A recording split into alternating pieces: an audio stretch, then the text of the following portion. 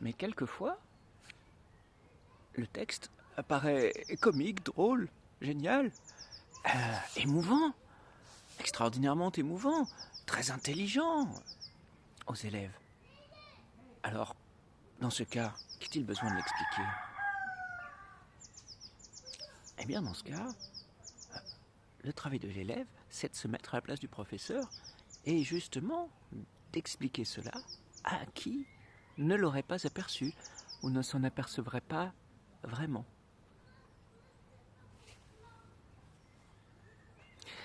Et il y a une autre façon d'envisager l'explication de texte.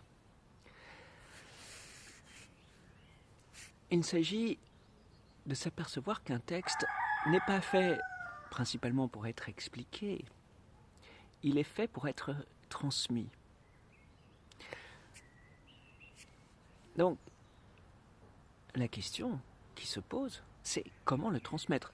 Et le transmettre tel quel, c'est-à-dire le donner, le redonner, c'est-à-dire, en particulier, le lire à haute voix.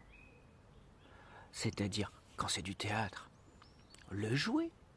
Quand c'est de la poésie, le réciter, puisque la poésie, on en reparlera, la poésie, par nature, s'apprend et se dit, se transmet de la bouche aux oreilles.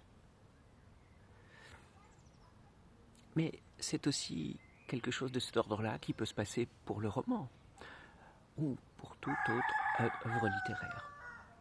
Autrement dit, expliquer un texte, c'est préparer son interprétation à voix haute.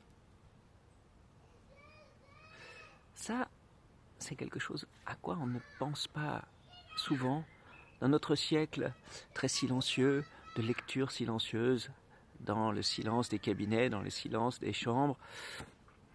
La lecture, ça n'est pas seulement la lecture silencieuse. La lecture, c'est la lecture qui transmet la parole. Donc la question, c'est de savoir comment lire avec le ton le texte littéraire. C'est pourquoi la lecture préalable, la lecture dite expressive, qu'on demande de faire au début d'une explication de texte, est tout ce qu'il y a de plus important et légitime.